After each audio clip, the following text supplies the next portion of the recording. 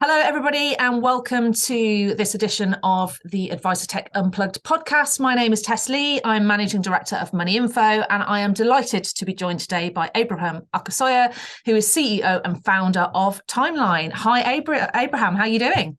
I'm very well, Tess. Thank you very much for having me. Oh, it's an absolute pleasure to have you here. Hopefully this will be a good conversation today. So to get us started, tell us a little bit about yourself for those that are listening that don't. I know most people will probably know who you are already, but tell us a little bit about yourself and what you do and kind of how you got to where you are today. Yeah, sure. Thank you. For those who've been living under the rock. How long have we got? No, I'm joking. No. Yeah, I came into this great profession, starting my career in banking, and then I got fired from RBS, as I tell people, and kind of spent 2 years in career wilderness, roundabout the great financial crisis, trying to figure out what I would do next. And then ultimately I went on to start a company called Finalytic, which was a consultancy for the financial services industry. And we grew that business from zero to 5 people, and essentially consulting for some of the best and brightest financial planning firms, as well as big ones, Transact, Aviva, and the likes. And I came to a conclusion during that sort of nearly decade of consultancy experience that financial advice technology sucks. The technology that underpins the way advisors do things, not just advisors, not just the advice bit, but also things like platform. I think to an extent of model portfolio as lacking technology. So and when you go around the country screaming and breathing down people's neck and telling them that can I swear on this podcast? We didn't hear it. I don't know whether we've got a bleeper. Well, you might get bleeped out. Yeah. I'm not fussy. And nobody for the most part, many of the providers ignored me or what I was saying. I think, I got the signal that nobody's ever going to take me on the offer. And so, in 2018, we began the journey that is Timeline. So we set up the company, and here we are today, with 44 people in the company. And the mission is really to create best of breed technology that helps advisors plan, invest, and deliver advice to their clients properly. And what is it about when you came into this? What was it that made you think the tech out there just sucks? Was it that it was dated? That was a lack of it? What was it that you thought, hang on, this needs to be done better? Yeah, very good question. So it's a couple of things. The fundamental one is that the infrastructure that advice is built on today is based on pre-digital age, right? Yeah. So the technology, by that I mean the platform, the CRM, indeed even things like cash flow, for the most part, is built on infrastructure that is pre the digital age. Yeah. And so it's old and dated and creaking at the seams. And the way you would know this is that when we originally set up Timeline in 2018, I went out, we only started wanting to do one thing, which is model retirement outcomes. And in the subsequent year, I went out to integrate, right, with third parties. I spoke to platforms. We asked them to send us their API, back office systems, and we spent, a lot of money, nearly £1 million actually, trying to make things join up you wouldn't be surprised as that it just does not work. Everybody throw the framework around, APIs around. The reality is that, and a few platform CEOs accepted this. They cannot build APIs that will talk to modern digital technology. You have the good old bulk valuations, which is, if people really know what these things are, it's essentially XML files being thrown around in the cloud. That's not APIs, and you can count the number of platforms, advisor technology with true modern functional APIs. You can count the number of providers who can offer this on your fingers, on no hand, basically. Yeah. So I came to the conclusion that the old thing's broken. We can try to stick plasters, in it, maybe, but I believe that we need more of a transformation in this space. And I think I would agree. There's two things I pick up from you on there. And one is that you're absolutely right about pre-digital age. Most of these systems have been built from the back office outwards, not from the client backwards. So which is where we've got the client more digitally involved in processes now. But I also think in terms of integration, we've struggled with that as well. We're in a very similar place to you, similar size business to you, and it is hard being David to Goliath, isn't it, sometimes, and getting listened to, right? But it's also, I feel, not just about the technology capability, it's the mindset as well that needs changing, isn't it? And I think you mentioned the term best of breed. We would class ourselves in the best of breed market, and we want our clients, like you do, to be able to use other best of breed technologies. But if you don't have that mindset, you're not going to get anywhere. And if we don't all start to understand that our place in the technology ecosystem doesn't have to be everything, right? We've all got the value that we can bring in that tech stack. And I think you're right. I think it's improved somewhat, but I think there's a long way to go to get us to be a really well integrated ecosystem. And of course, there are challenges that you and I and every other technology firm has got their own agendas and their own roadmaps to follow. So that brings the challenges. But I think we could do a lot more. But having these kinds of conversations is starting to open up that dialogue, I hope. And as Timeline gets bigger, as Money Info gets bigger, we get a little bit more powerful, and our clients can help us hopefully push some things forward as well.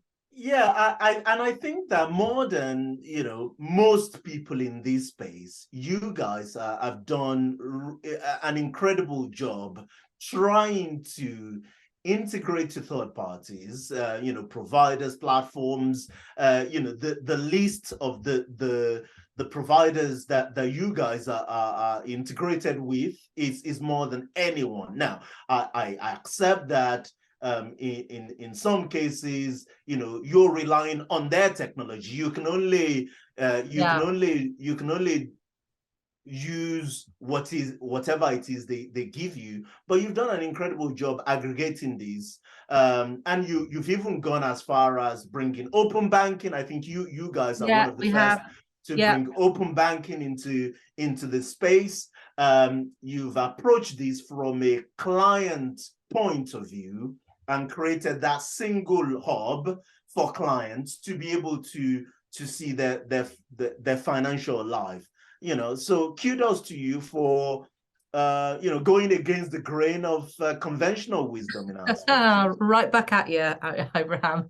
But thank you for that. And did you always want to be in finance? Because I find when I talk to people, most people kind of fall into financial services. I wanted to be an archaeologist. I wanted to be the next Indiana Jones. Classics and archaeology at university, and then figured out I needed to pay some rent when I left, and thought, actually, I'll look in the paper, and this financial advice firm looks interesting. I'll try for a job there, and the rest is history. But what about yourself? Was it an area that you had an interest in, or what was it that kind of got you into this, to go and do your masters and to get into financial services?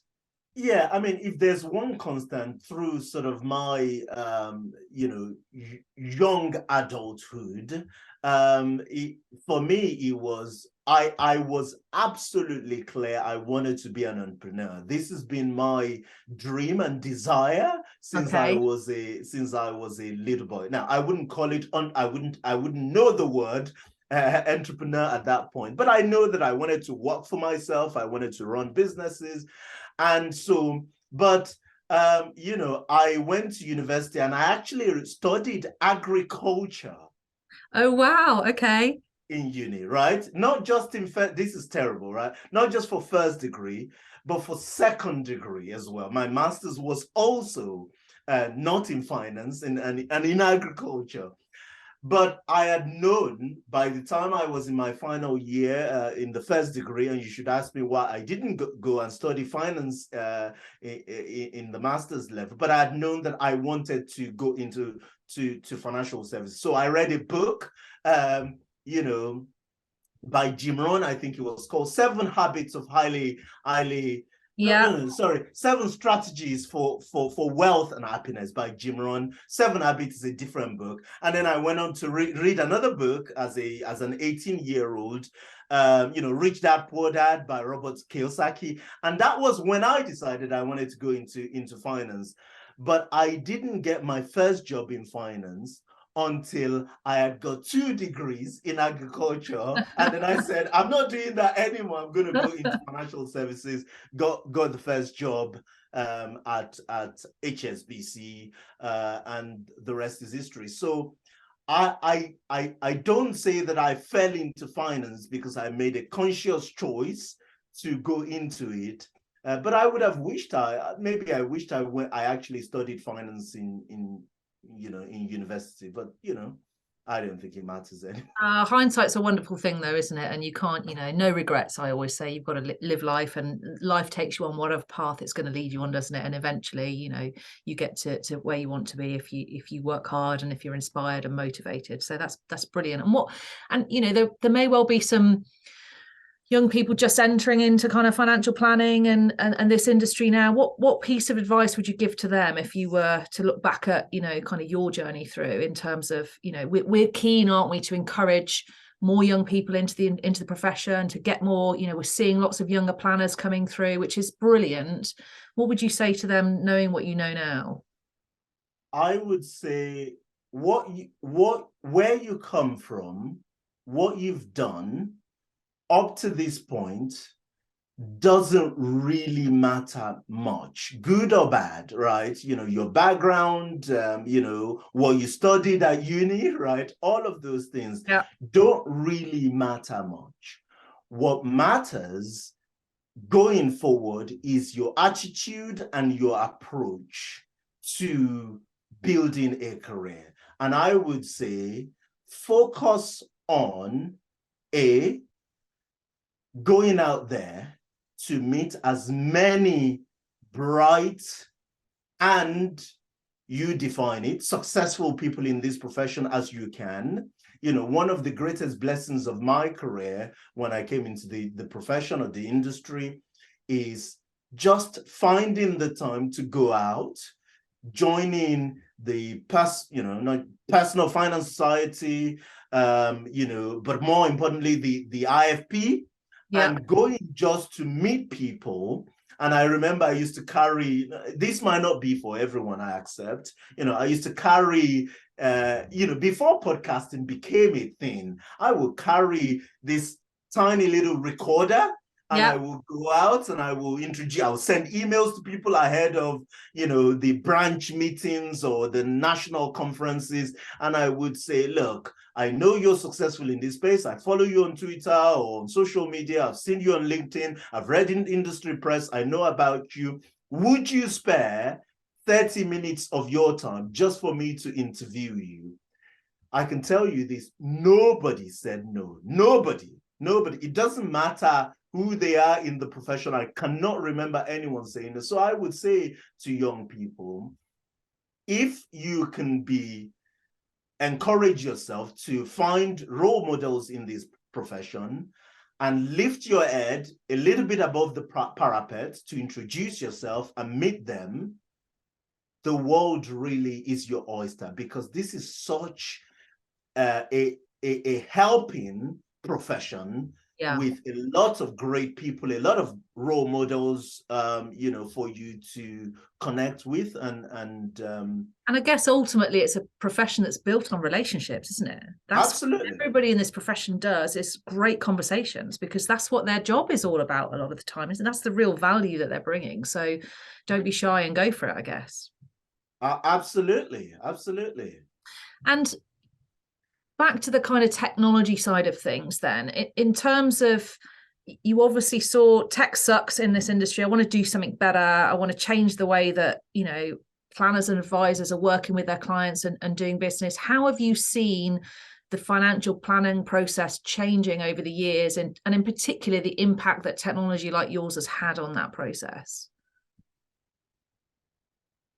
Well, the fundamental thing that I see today is that increasingly advisors are recognizing that the value that they add to clients isn't so much in the investment piece, isn't so much in the picking of funds piece. It's much more in really creating a plan for clients and having a deep ongoing relationship with clients, in a way that is fulfilling to the clients and that helps them achieve their goals and objectives.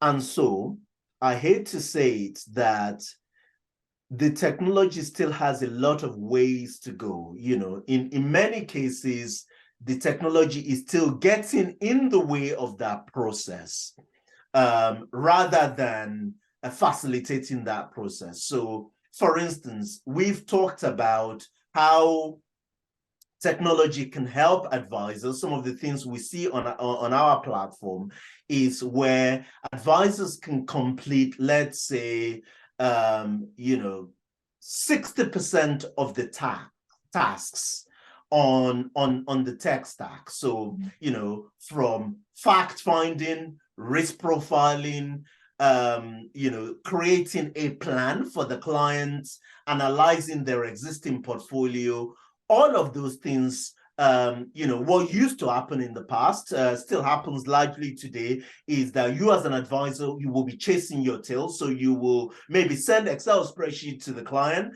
to do a fact find, God forbid a PDF. And then when that data comes back, your admin people or your paraplanner will key in that data to the cash flow modeling tool.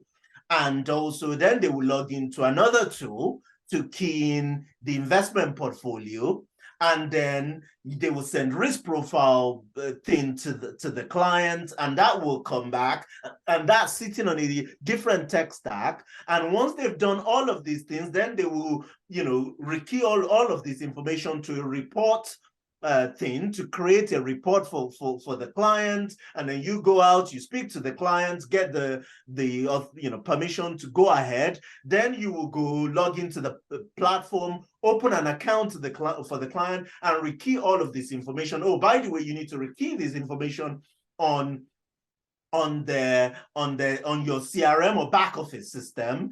And then once all of that's done, then you set up the account and things are started to run, then you will maybe introduce a portal to the client with all of their stuff in there.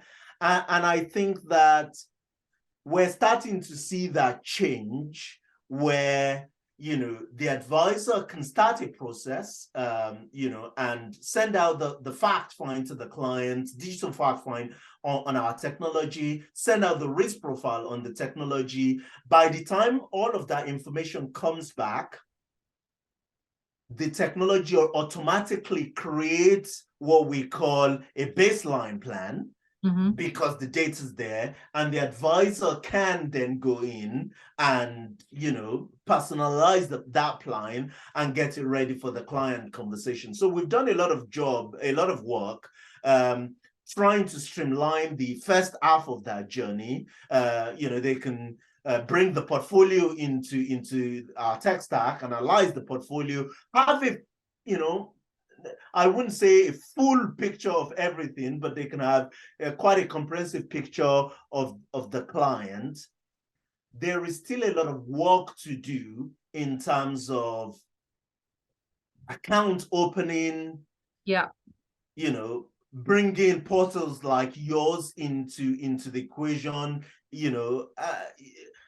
There is still a lot of work to do ultimately, where you have a completely streamlined process. I don't know what your experience is. Is it different when you talk to firms about this? No, it's not different. And I think some of that stuff that you've talked about still goes on. Typically, people will have 6 or 7 different systems. They're rekeying stuff. We're all trying to solve that problem from different ends, and hopefully we'll get there eventually. But I don't think you're wrong in that there is a lot of work to be done. But how have you found? Because it strikes me that planning tools are the one piece of technology that you are getting advisor adoption on, right? Advisors tend to not be keen, shall we say, to adopt new technology. And I think that's understandable, because like you said, it puts a barrier in between them and what they see as their core function, which is looking after their clients and having really good conversations with their clients and advising with their clients and planning with their clients. So advisor adoption is certainly a challenge for us that we work on. We want a bit of a mission to show advisors that technology doesn't have to be complicated, and it doesn't have to be a barrier to what they do. It should be complementing what they do. I know that advisors struggle with their back offices and CRMs, but it strikes me that you sit in a slightly different place here, because advisors are using your technology. And how have you found that adoption process with your advisors? And what's the attitude that you're seeing from advisors out there towards technology like yours? Well, I nearly give up on timeline, or the business nearly died, because in the first 18 months of launching the tech, we saw like a massive adoption. You get all these early adopters who come in and sign in for the technology, and they give you that initial traction.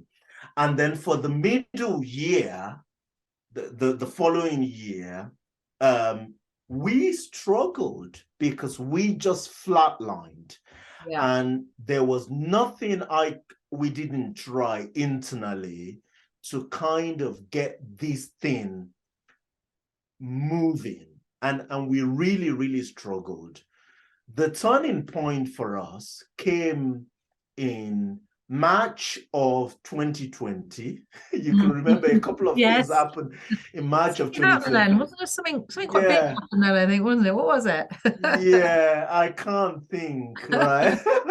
Now, the most important thing that happened in March of 2020 is that we came to the market with our model portfolio service. So we said to advisors that we're going to bring a model portfolio service to the market. It's going to be low cost. You're talking 9 basis points, and which is like a third of the going rate at the time. And then we're going to use our scale to bring costs down. And as part of that package, you're going to get a tech stack that includes, fact find, risk profile, cash flow modeling, tax planning, portfolio analytics tool. That single thing changed the journey for us, right? Mm-hmm. And what we saw is we went from 0 to 100 million AUM by the end of 2020. We got to 750 by 21, and we got to 1.7 billion by the end of 22. Now, unless the market, except that the market keeps pushing us back, we're knocking on the 2 billion mark. And what we found, the key learning for us, is that the pain for advisors just to substitute one technology for another, or to introduce a new technology that they're not currently using, it doesn't overcome, it's not big enough. The pain of single point technology substitution is not big enough for them to adopt just a single point technology. But when you give them a far more comprehensive package of solutions that not only benefits them, but also benefit their clients, because reduces cost for their clients, yeah, gives their client a better experience, and also reduces inefficiency in their own business, it's transformational. We're not even end of Q1.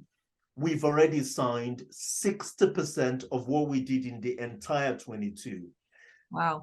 And that's how compelling the adoption is. So my point is that for every technology provider in our space, we need to work harder to provide what is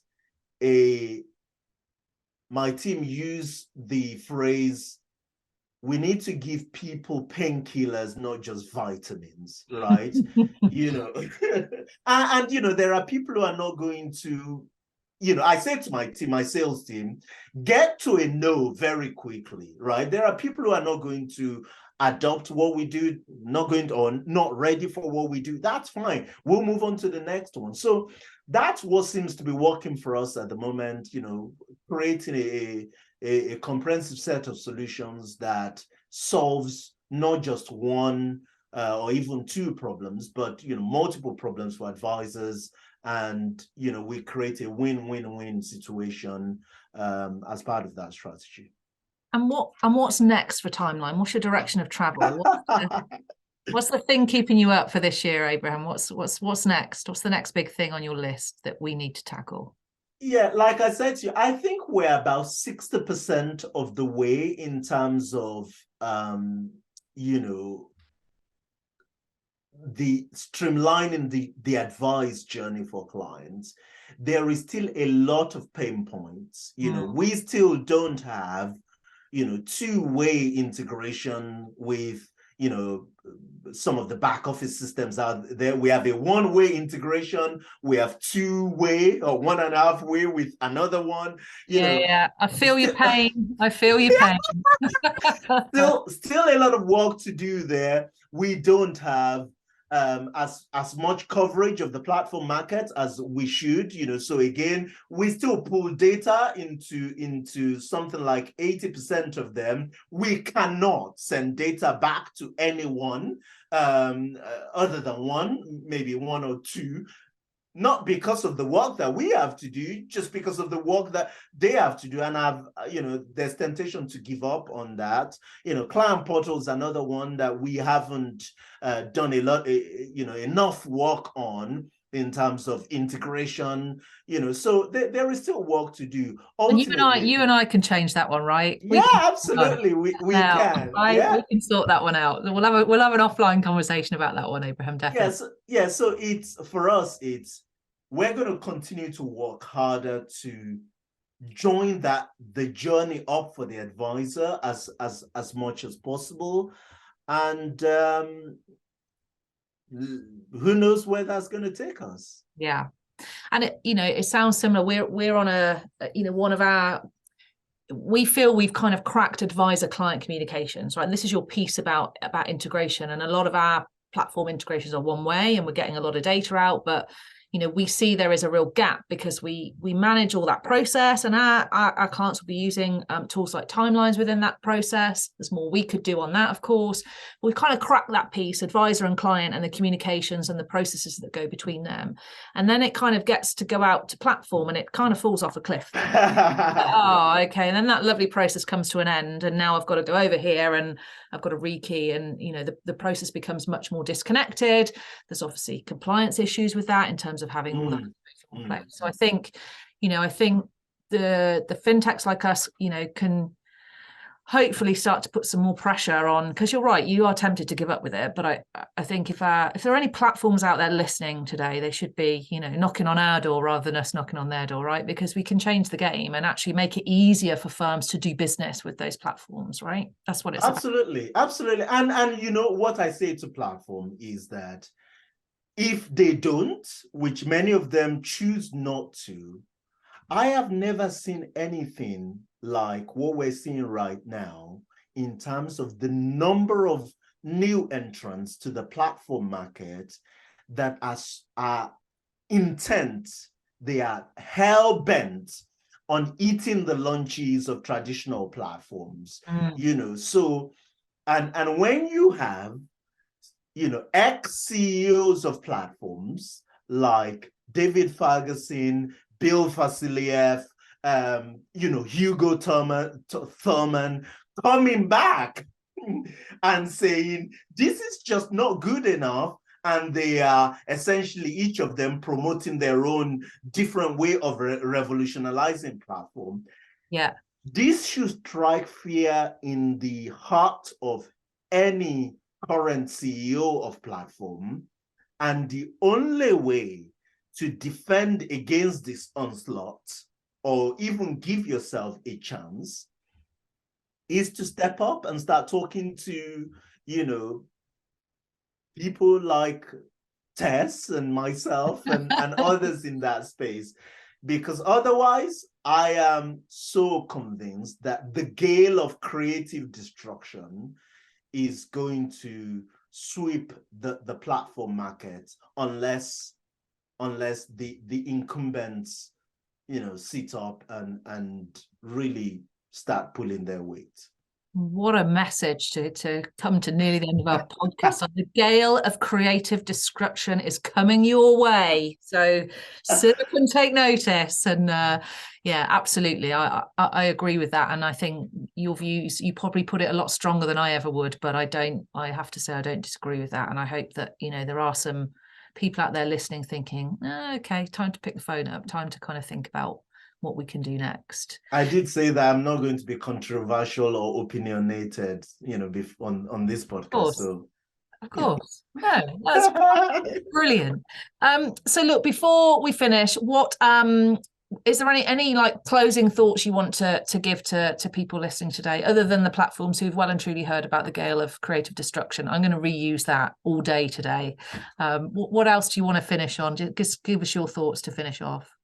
I think that, of course, we've talked about platform, we've talked about, people, fintechs, like ourselves. I think, if anything, for me, it's, a message for advisors, to say that don't take it for granted that the current status quo is just the way things should be. There are truly people, like yourselves, others in our space who are really trying and working hard, to improve, the work that you do. Some of that, the reasons for that comes out of just our own economic interests. We want to create valuable businesses in this space. But a lot of that also comes out of respect for what you do. And so, I say to advisors, we do need mindset change, as you said, in terms of adopting technology and giving technology a chance. There is a lot of fear, or there was, maybe not so much, about technology replacing advisors and things like that. AI, ChatGPT, let's say this, there is absolutely no reason in my mind to fear technology or even anything to suggest right now that technology is going to replace the incredible value that a human advisor brings to the table. If anything, it's the contrary. Technology is going to make the advisor incredibly more powerful, incredibly more efficient and profitable. And so technology is our savior, not our enemy. They're what drives efficiencies. I always say computers are brilliant at doing repetitive tasks time and time again without getting bored, but they can't do empathy. They can't do nuances in financial planning. They don't have judgment. They don't have empathy. They don't have all that stuff that we humans bring to the process. So the perfect blend of tech and human is really what's going to change the game for our financial advisors out there, I think. Agreed. So before we finish, where can people find you online? Give us your contact details if they want to get in touch with you now they've heard all about the fantastic stuff that you're doing out there. Yeah, if you don't mind, your blood pressure rising a couple of points up, sure, do it. Follow me on Twitter at your own peril. It's Abraham on Money. Brilliant. Abraham, it's been a delight to chat to you today. So thank you so much for taking the time to come on the Advisor and Tech podcast. And I hope you have a brilliant rest of the day. Thanks for having me, Tess. Thanks for the incredible work that you do. Oh, you're very welcome.